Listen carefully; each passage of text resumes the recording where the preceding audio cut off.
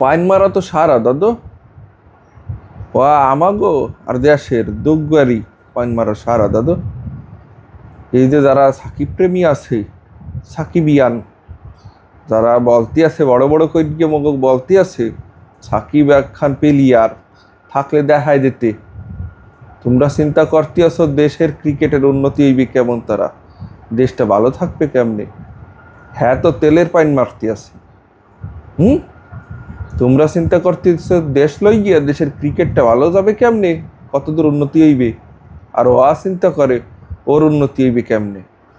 হুম, আপার এখনো তেলের পাইন দিতে আছে, আপার তেলের পাইন এখনো মারতে আছে দাদু, বুঝছো?